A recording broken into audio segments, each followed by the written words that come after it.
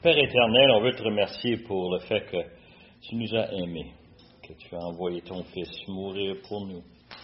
Quel privilège qu'on a maintenant de te connaître et de chercher à te connaître à travers les Écritures.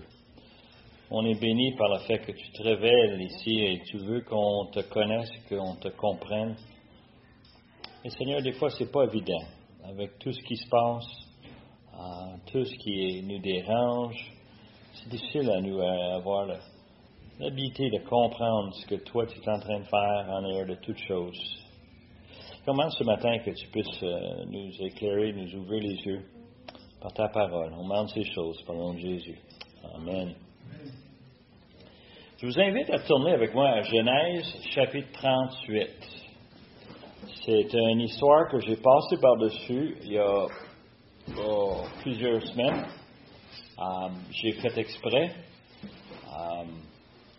pas parce que je voulais pas le couvrir, mais parce que je trouvais que sa place dans les Écritures n'est pas bien comprise jusqu'à temps qu'on a complété Genèse. Et là, on regarde en arrière et puis on est capable de voir Genèse 38 dans la lumière que Dieu a placée ici.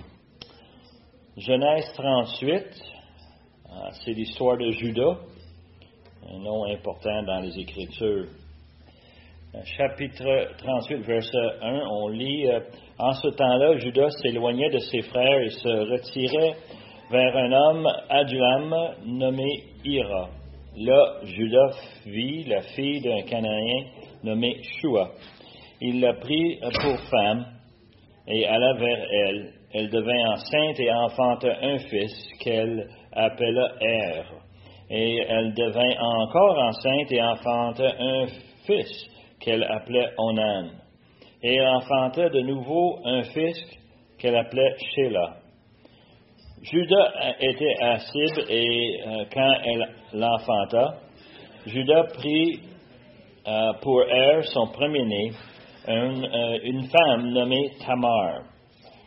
Er, premier-né de Judas, était méchant aux yeux de l'Éternel, et l'Éternel le fit mourir. Alors Judas dit à Onan, « Va vers la femme de ton frère, prends-la comme beau-frère, et suscite une postérité à ton frère. » Onan sacha que cette postérité ne sera pas à lui, se souilla à terre lorsqu'il alla vers la femme de son frère, afin de ne pas donner de la postérité à son frère. Ce qu'il faisait déplut à l'Éternel, et il fit aussi mourir.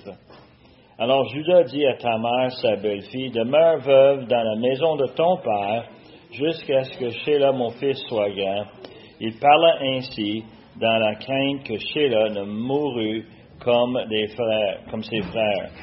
Tamar s'en alla, et elle habitait dans la maison de son père. Les jours s'écoulèrent, et la fille de Shua, femme de Judas, mourut. Et lorsque Judas fut consolé, il monta à Timna vers ceux qui tondaient ses brebis, lui et son ami Hira l'Adumélite.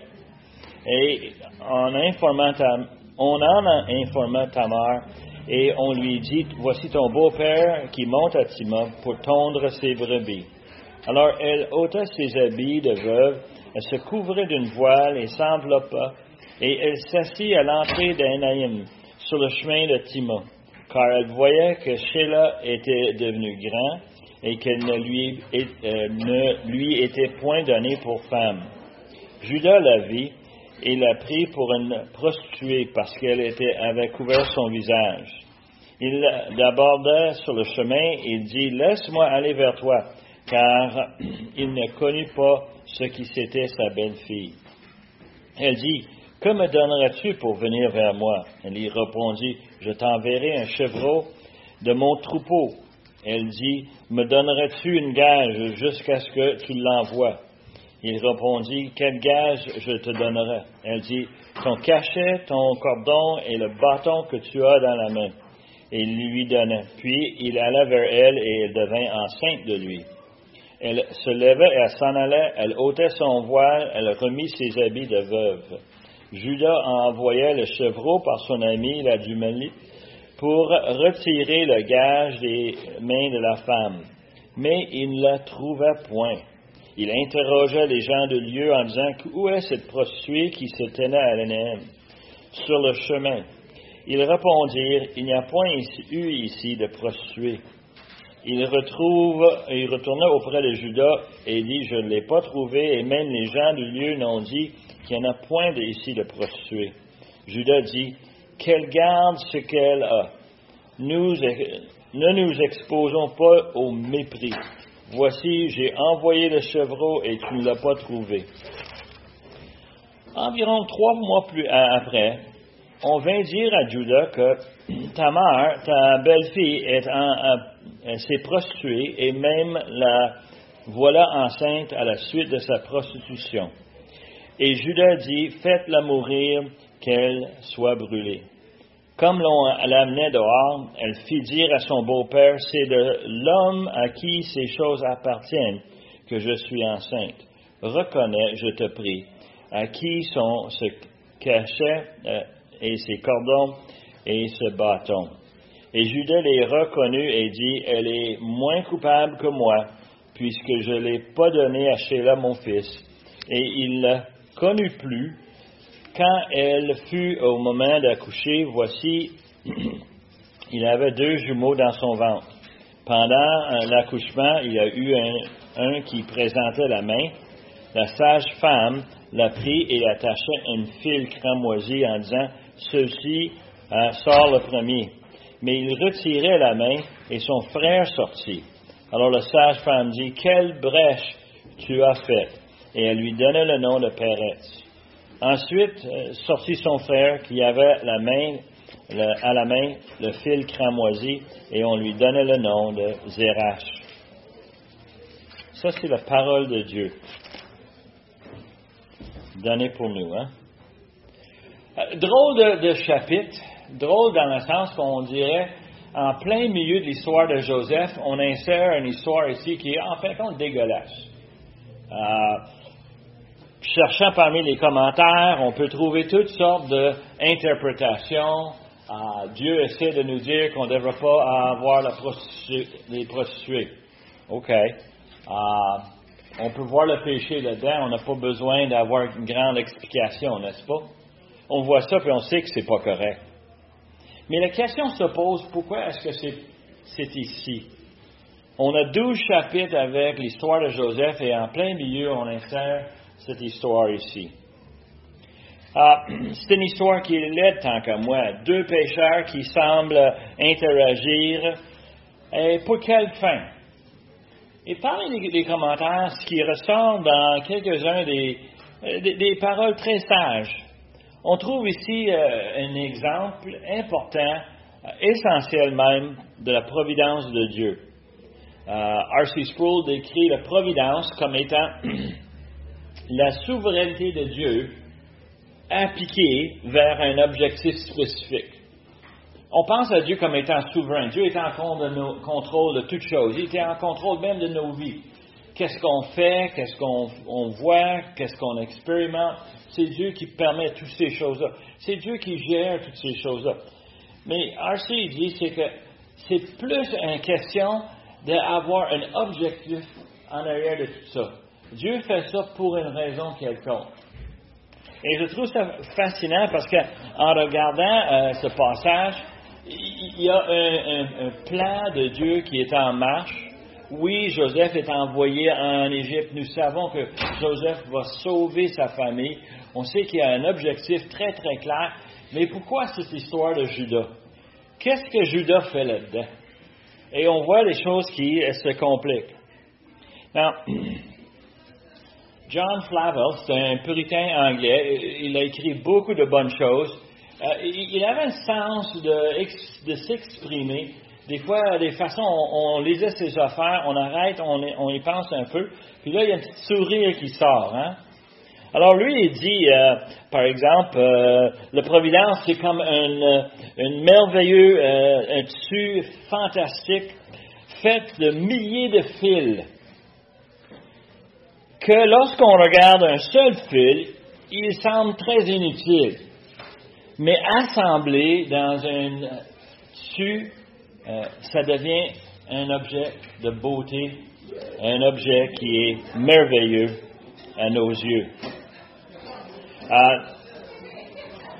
Un de ses commentaires qu'il a fait sur la providence, parce qu'il a écrit tout un livre sur la providence, il a dit que Providence of God is like Hebrew words. It can be only read backwards. Si vous savez un peu, le problème, c'est que le langage hébreu n'est pas de gauche à droite comme nous sommes habitués. C'est Pierre, c'est droite à gauche. C'est à l'envers. Et pour l'apprendre à lire l'hébreu, la première chose qu'on apprend, c'est de lire de reculons. Hein? Mais ce que Flavel est en train de dire, c'est que la providence de Dieu est comme les mots hébreux. Elle ne peut pas être lue en l'envers, en reculant. Et ce qu'il est en train de dire, c'est que c'est pas une question de simplement de dire, on commence avec Genèse 1 et on se promène à travers les Écritures. Flavel va dire, si tu veux comprendre Dieu, tu commences avec l'Apocalypse. Et tu lis en reculant. Si on fait ça avec Judas, par exemple, parce que c'est l'homme dans notre histoire aujourd'hui, c'est où la dernière place dans les Écritures où est-ce qu'on trouve Judas? Je ne sais pas, vous autres,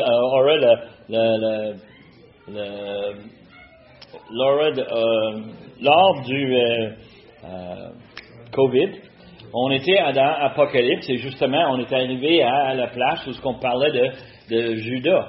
Parce que, Apocalypse... Le Judas, c'est avant le livre de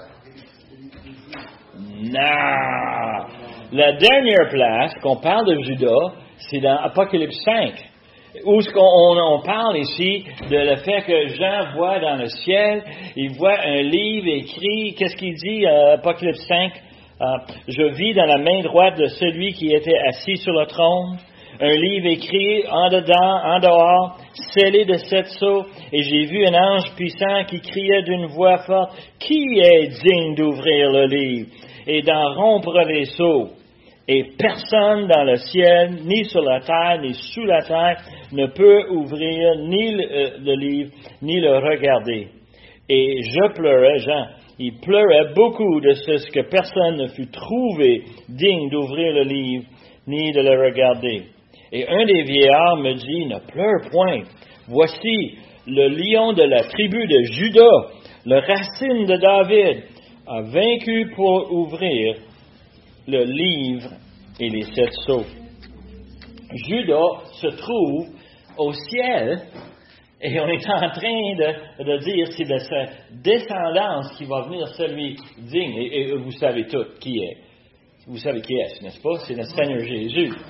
Mais c'est le fait que Jésus vient de la ligne de Judas. Now, Judas apparaît aussi dans les généalogies de Jésus. Et ce qui est très important avec ce qu'on a lu tantôt, c'est de comprendre que dans les généalogies de Matthieu et de Luc, on voit Judas comme étant le père d'un homme qui s'appelle Pérez. Hein? On l'a lu à la fin du chapitre 38, la naissance de Pérez. C'est le fils de Judas et le fils de Tamar. Mais Judas paraît à plusieurs places à travers les Écritures. Et il y a quelques places où moi je trouve ça un peu spécial. Dans Ruth, on a cette fameuse histoire d'amour, de le drame, une jeune fille moabite qui est intégrée dans le peuple d'Hébreux, les Israélites. Et on sait que dedans, il y a une histoire très importante. On va parler tantôt de ça, le mariage lévite.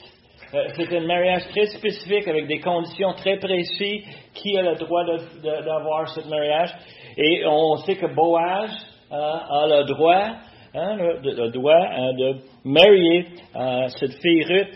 Et lorsqu'il choisit Ruth et qu'il décide, il l'annonce à la ville de Bethléem, il l'annonce à tout le monde qu'il va le marier. Et les gens lui donnent louange. Et dans les louanges, devine quoi? Verset 12 de chapitre 4 de Ruth, on a cette expression de le peuple. Dans le village, ils disent, « Puisque la postérité de l'Éternel te donnera par cette jeune femme, rendre ta maison semblable à la maison de Pérez, qui fut enfantée à Judas de Tamar. Et là, il y a une description d'une maison remplie de bonheur, remplie de succès, remplie de bénédiction de la part de l'Éternel. Et moi, j'ai beaucoup de misère parce que j'ai encore en tête, moi, ce qu'on vient de lire en chapitre 38. Puis pour moi, là, c'est pas un foyer de bénédiction, de joyeux. C'est un drame social. C'est une famille complètement dysfonctionnelle. Si on regarde tout ce qui s'est passé, Dieu a tué 2 des garçons parce qu'ils étaient tellement désobéissants. On a une femme qui va tricher son beau-père. On a toutes ces affaires-là qui arrivent et vont se dire, une minute, comment ça se fait à travers les Écritures? On commence à parler de Judas comme ça, et de sa maison, de sa femme, de ses enfants. Vous ne trouvez pas ça un peu spécial? Et si on fait comme Flavel nous dit de lire en reculant, on commence à se poser des questions. Qu'est-ce qui s'est passé dans ce chapitre pour qu'on puisse en arriver avec une histoire remplie de bénédictions? Dans le chapitre 49, on a passé un peu le dessus rapidement. 49, Jacob va bénir ses 12 fils à la suite de Joseph et de tout ce qu'il a pu faire pour sauver sa famille. Et on s'attendrait que Jacob va bénir Joseph d'une façon au-dessus de tous les 11 autres. Et c'est vrai qu'il va bénir Joseph, mais c'est pas celui à qui il donne toute la gloire et tout l'honneur. Devine à qui il donne. Judas. Et on regarde, on dit, ça se peut-tu? Il va le décrire, Judas, comme étant un lion. Comme un lion qui a le sceptre qui ne s'éloignera pas de Judas, ni le bâton souverain d'entre ses pieds. Judas va devenir celui qui est prééminent dans Israël. Pas le premier-né. Le premier-né, c'est Reuben. Et on a vu ça dans le chapitre 49, versets 3 et 4. Pourquoi? Parce qu'il a souillé le lit de son père. Encore l'immoralité qui l'a enlevé le droit d'aînesse qu'il avait. Ben, ça passera évidemment au deuxième. Le deuxième, c'est Lévi et ensuite Simeon. Le troisième, mais eux autres, ils sont exclus à versets 5 à 7 de Genèse 49. Pourquoi? Parce qu'ils ont fait de la violence. Ils ont tué tous les hommes dans un village au complet. Ils ont été remplis de colère, de rage, et ils ont descendu lors de le fait que leur sœur a été violée. Ils ont complètement détruit le village. Et vous vous souvenez, si vous souvenez en fin de compte de ce qu'on avait lu, c'était quelque chose où Jacob n'était pas content. Il était vraiment déçu par le comportement de ses fils. Et là, voici à la fin, Jacob va littéralement leur enlever les droits d'aînesse. Alors, il reste Judas. Mais t'as une minute, Judas, c'est pas nécessairement le meilleur des fils non plus.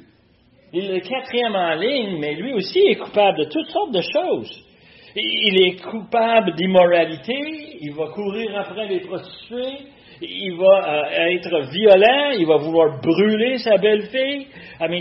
Tu regardes, c'est grave. Et pour rajouter, si tu veux, la cerise sur le gâteau, on retourne chapitre 37. Qu'est-ce qu'il fait, Judas? Judas, il dit, non, on va pas tuer mon frère Joseph. Pas parce qu'il était gentil, parce qu'il voulait l'argent. On va le vendre en esclavage et on va se faire un peu de fric. Ça va être un peu bon. Qu'est-ce que t'en penses, les gars? C'est bien mieux ça que d'être des meurtriers. Et il va le vendre. C'est un homme affreux. C'est un homme qui est vraiment pas qualifié. Et pourtant, Jacob va lui donner la prééminence dans la famille. Il va le donner à Judas. Et il ne faut pas penser en mal. Moi, j'ai toujours posé la question, pourquoi est-ce qu'il a béni Ephraim et Manassé et non Joseph? C'est bien simple. Parce qu'il donne à Joseph une double portion. Il était vraiment, il voulait gâter son fils favori, Joseph.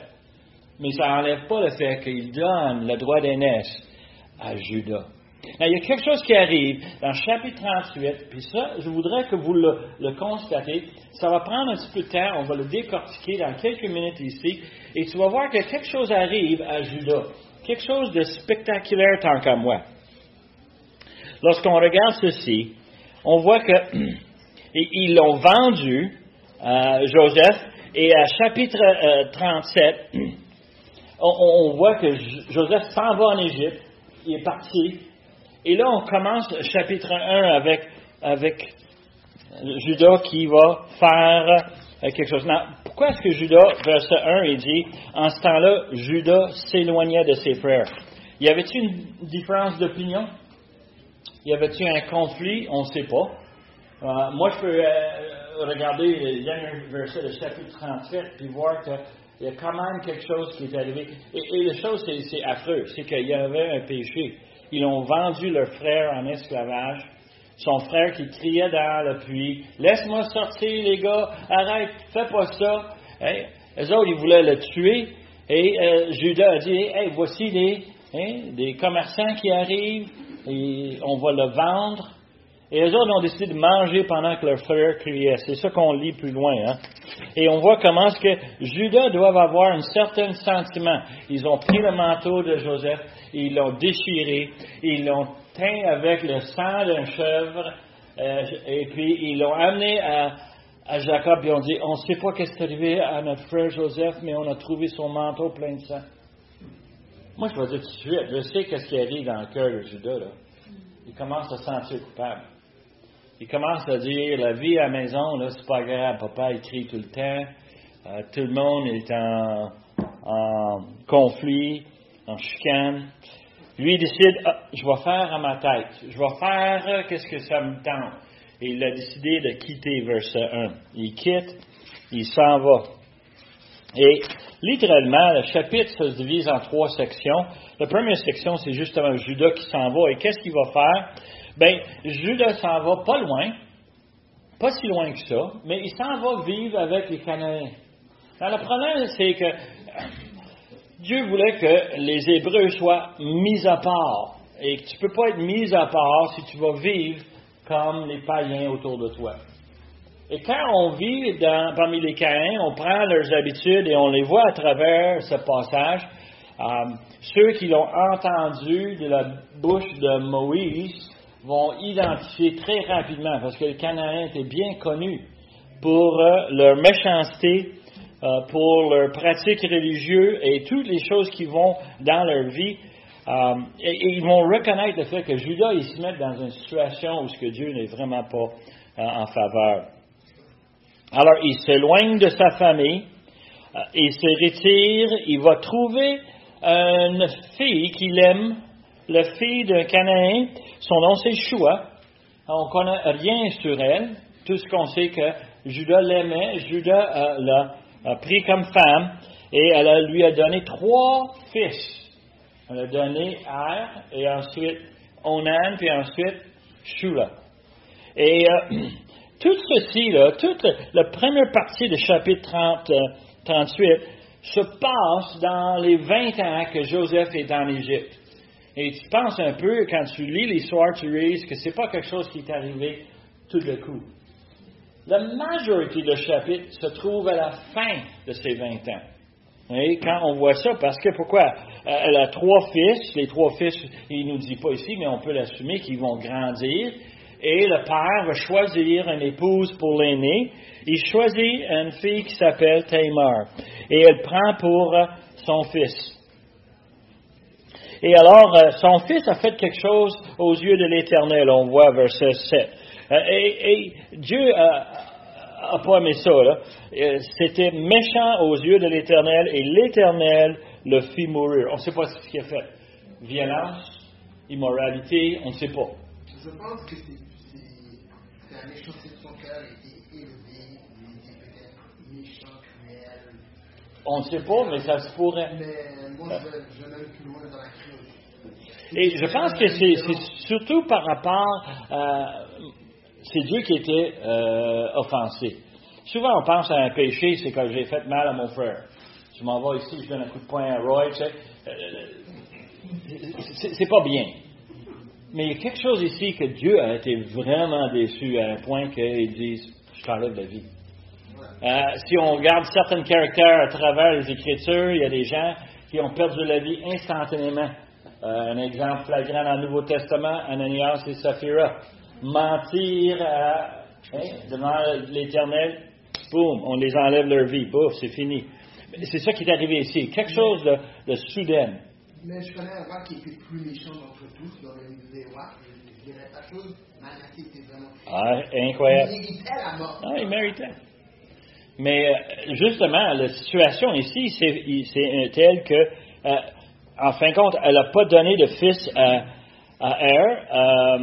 Tamar n'était pas enceinte par lui. Alors, normalement, dans le temps, et plus tard dans Deutéronome chapitre 25, on va avoir toute une explication détaillée de ce que c'est le mariage lévite. C'est-à-dire que quand un homme meurt et il ne donne pas d'enfant à sa femme, c'est que normalement, pour garder la ligne de la famille, on va lui donner la femme à son frère et son frère va avoir l'obligation de produire un enfant pour protéger la lignée. Non. Nous, on vit un temps complètement différent, n'est-ce pas? La culture d'aujourd'hui, au Québec, on a un énorme problème, c'est que comme population, notre taux de croissance est faible. Pourquoi? Parce qu'on n'a pas d'enfants.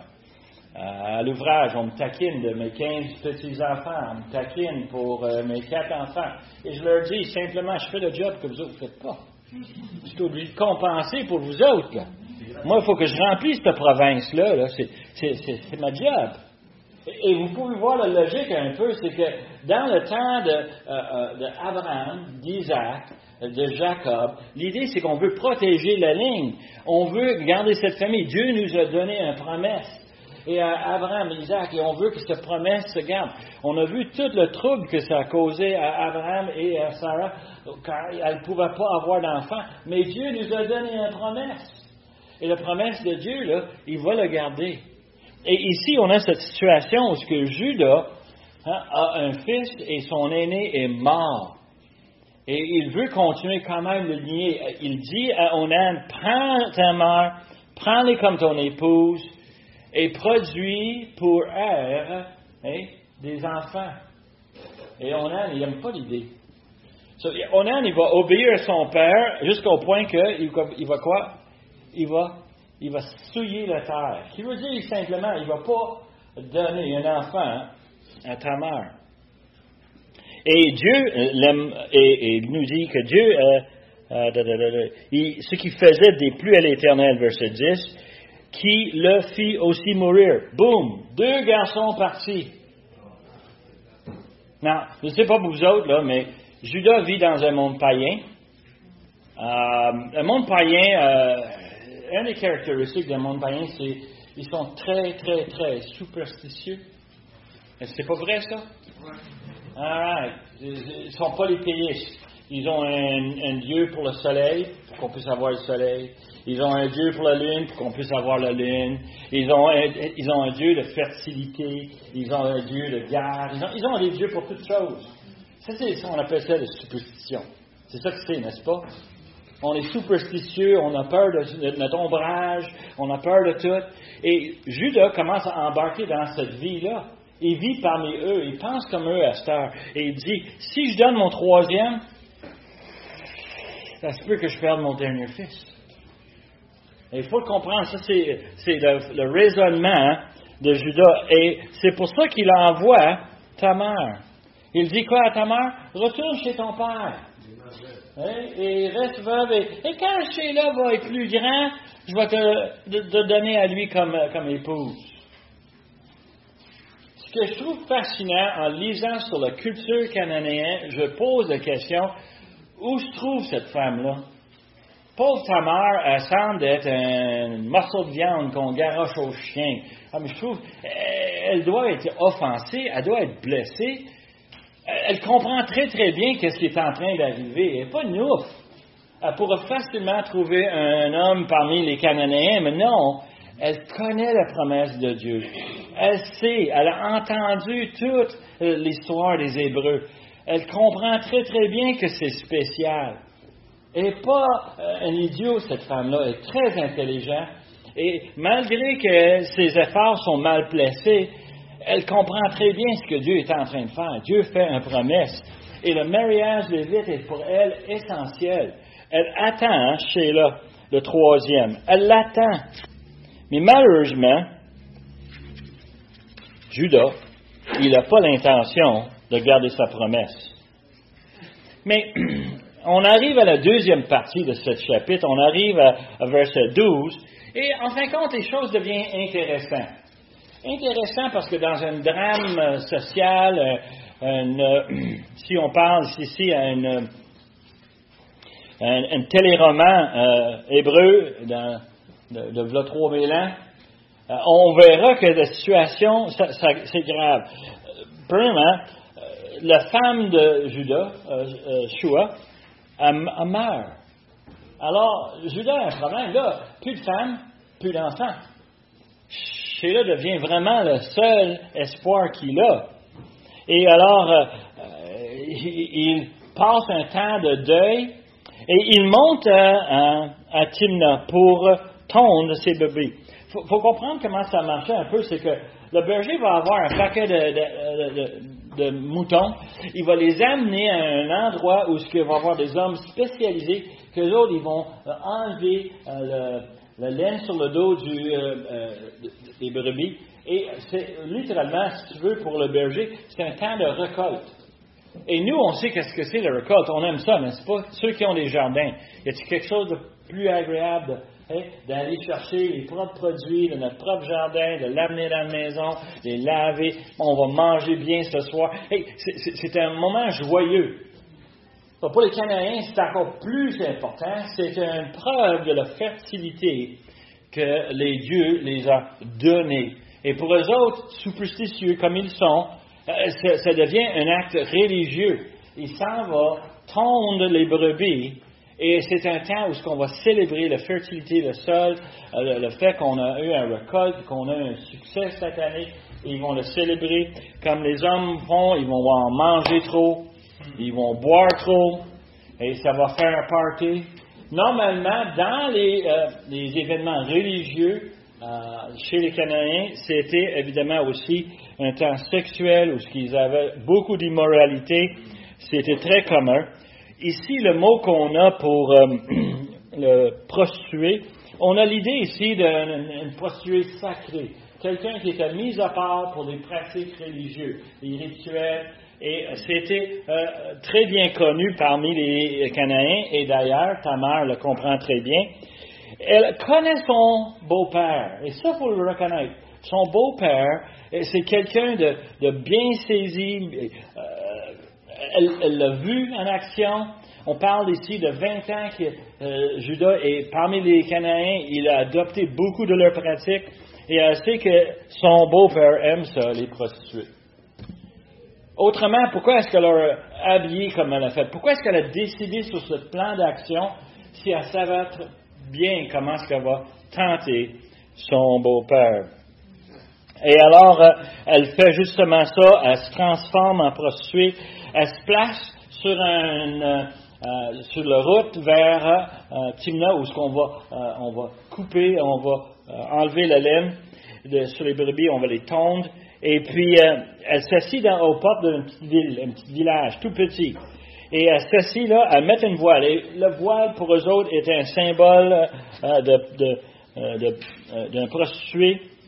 Et dans leur culture, c'était normal. Elle savait que son beau-père était pour être tenté.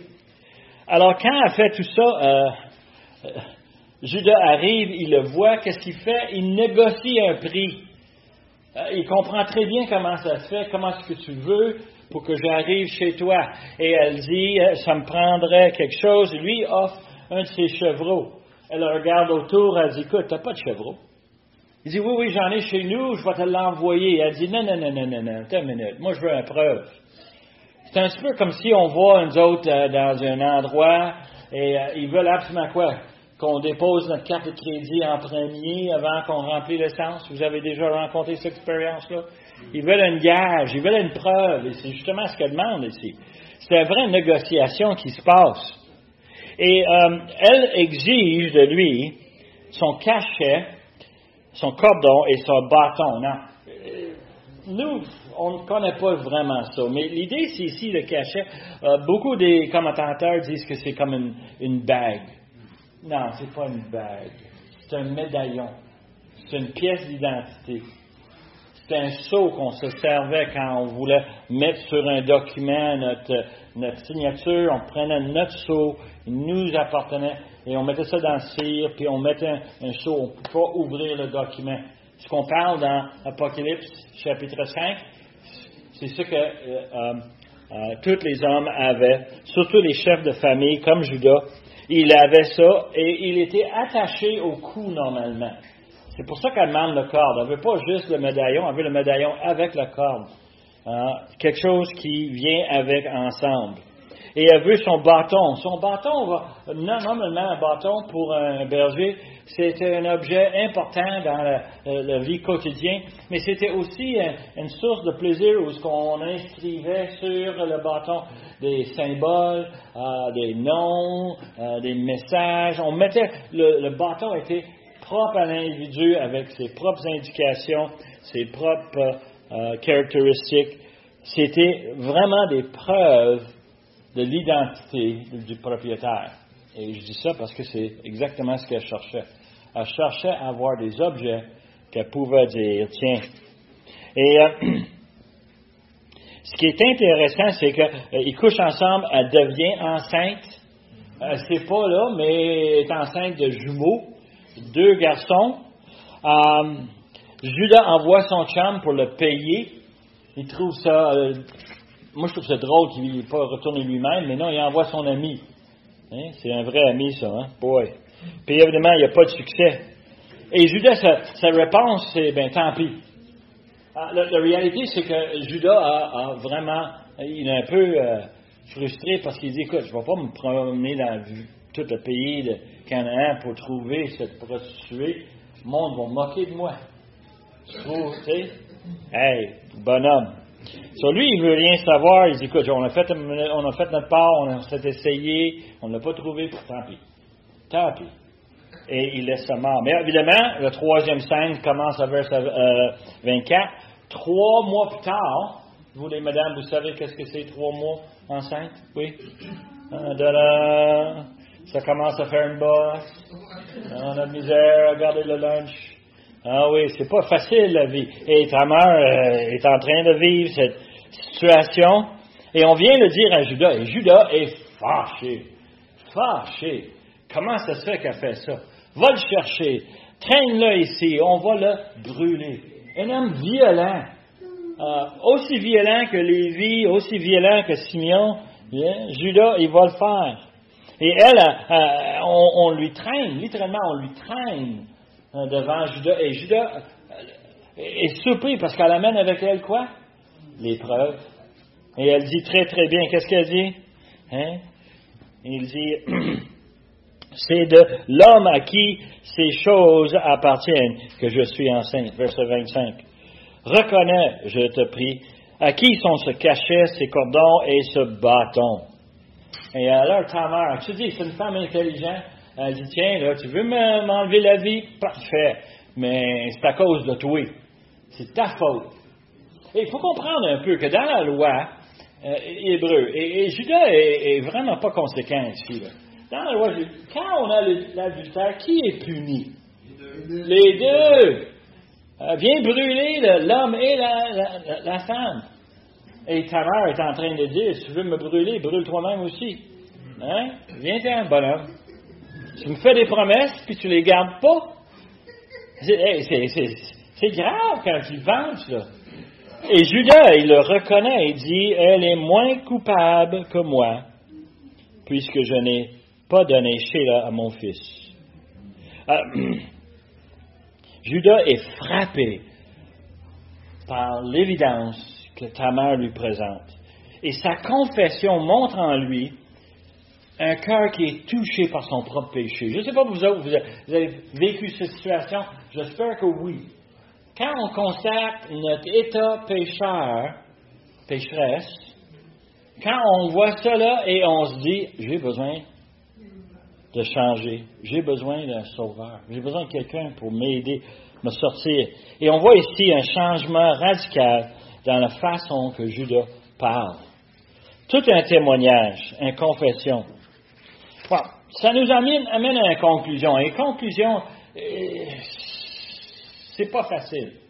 Oui, on peut dire que de l'immoralité sexuelle, c'est pas bien. C'est bon ça. On peut dire que garder ses promesses, c'est important. Oui, on peut en parler comme ça. Mais c'est beaucoup plus que ça.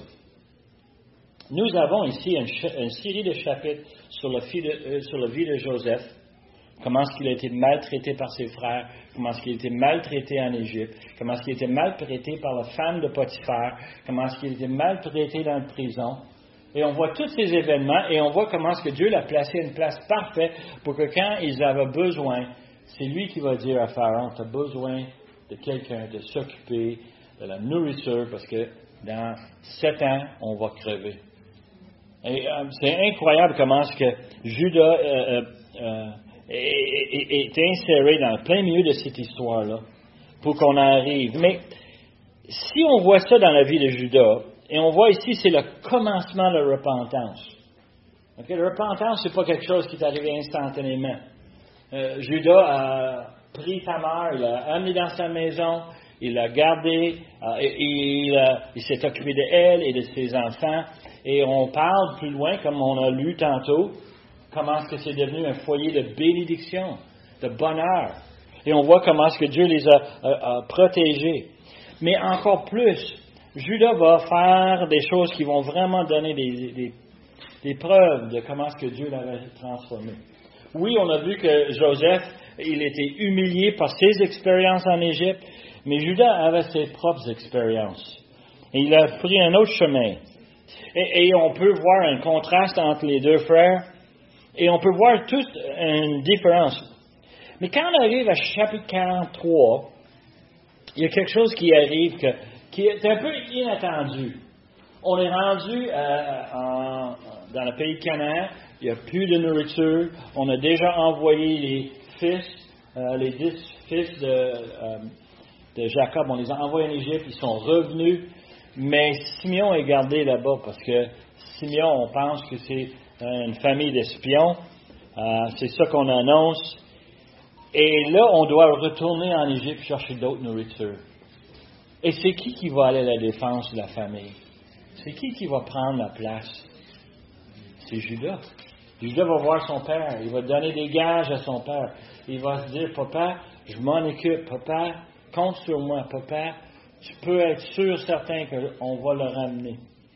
Et évidemment, tu connais l'histoire parce qu'on l'a déjà raconté.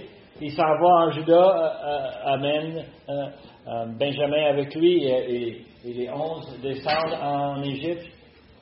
Et puis qu'est-ce qui arrive? Tu sais, la niaiserie des jeux de Joseph. Et ça, en passant, je vous ai déjà mentionné, moi personnellement, ça m'a agacé beaucoup. Beaucoup, jusqu'à temps qu'on regarde chapitre 38. Et quand on regarde chapitre 38, on commence à comprendre les choses sont différentes. Joseph est encore fâché avec ses frères. Les exercices qu'il fait passer, les expériences qu'il fait passer ses frères, c'est pas un homme qui est rempli de bonheur et de gratitude. Non, c'est un frère qui a un petit crotte sur le cœur. Là. Tu m'as vendu un esclavage, tu m'as fait souffrir pendant 13 ans, c'était pas fun ça, j'ai pas aimé ça pour 5 cents, et là, moi je vais t'avoir, j'ai le dessus. Et il est comme ça jusqu'à temps qu'on arrive à chapitre 44, où ce que Judas va démontrer vraiment sa conversion. Judas 44, là on veut prendre Benjamin comme esclave, et Joseph il dit, va-t'en les garçons, j'en veux plus de vous autres, mais je garde ton petit frère. Et l'idée, c'est simple, c'est Joseph, il veut garder Benjamin, puis il veut se débarrasser des frères qui l'avaient maltraité. Endure la colère de mon père. C'est ça qu'il est en train de dire. Mais Judas s'approche et il donne un témoignage tellement convaincant à Joseph. Et le glaçage, c'est qu'il va venir à la fin de cette déclaration à s'offrir lui-même comme sacrifice à la place de Benjamin. C'est vraiment fascinant. Et qu'est-ce que Joseph fait à ce point-là? Qu'est-ce que Joseph fait? Il envoie tout le monde. Il garde ses frères et il tombe sur leur cou, puis il pleure, puis il dit, c'est moi Joseph. Qui l'a convaincu de ça? Qui a touché son cœur? Dieu s'est servi de qui? Judas. Et encore, on voit cet homme transformé dans le chapitre 38, qui est rendu vers le chapitre 44. Et on voit comment c'est une situation. Pense pour un instant. Le but de Joseph, tout le long, n'est pas de dire à ses frères, « Oh, Dieu l'a voulu pour votre bien, même si vous avez... » Verset 19 de chapitre 50. « Soyez sans crainte.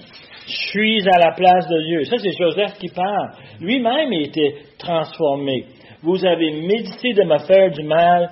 Dieu l'a changé en bien pour accomplir ce qui arrive aujourd'hui, pour sauver la vie d'un peuple nombreux. » Est-ce que vous voyez tous les fils dans ce tapis cousus ensemble pour faire une histoire incroyable? Dieu a transformé le cœur de ces garçons. Il a transformé le cœur de Joseph. Il a transformé le cœur de Judas. Et il arrive à chapitre 50. Et moi, je trouve ça fascinant. Moi, je dirais, c'est quand même incroyable que Dieu peut faire toutes ces choses s'il n'avait pas de plan. Et c'est pour ça que je dis que Dieu est souverain. Amen. Mais Dieu aussi est en charge de la providence. Lui a préparé avec toutes ses forces, toutes ses capacités, il a dirigé les événements pour en arriver à avoir une lignée qui va arriver jusqu'à la fin. Et à la fin, on va dire quoi? On cherche le lion de Judas. Pour nous, quelle leçon pour nous de dire, Seigneur, qu'est-ce que tu fais dans ma vie? On va faire comme Flavel, on va regarder de reculons, puis on va dire, comment ça se fait que Dieu a mis moi dans une école de vacances où une madame a enseigné les Écritures et je l'ai compris enfin qu'est-ce que c'est le péché dans ma vie et que j'ai compris que j'avais besoin d'un sauveur. Comment est-ce que le Seigneur a orchestré les choses dans notre vie avec un plan pour chacun de nous?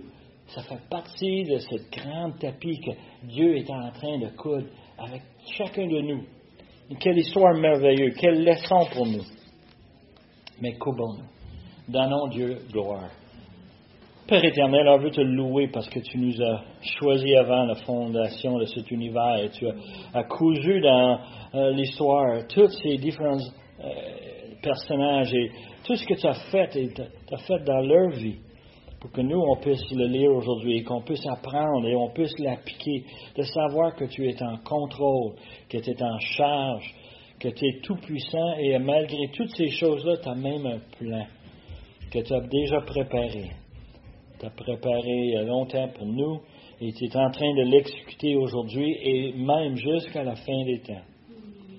Père éternel, on veut te donner gloire et honneur pour tout ce que tu vas faire. Et on demande, Seigneur, sers-toi de nous comme tu as servi de Judas. Sers-toi de nous comme tu as servi de Joseph. Quelle leçon pour nous, Seigneur, de savoir que tu veux servir de nous, pécheurs comme nous sommes. Mais Seigneur, tu as envoyé ton Fils nous racheter. Et c'est une grâce incroyable. Seigneur, on voudrait demander ces choses parce que tu es digne de tout honneur et toute louange. Et on demande ces choses par le nom de Jésus. Amen.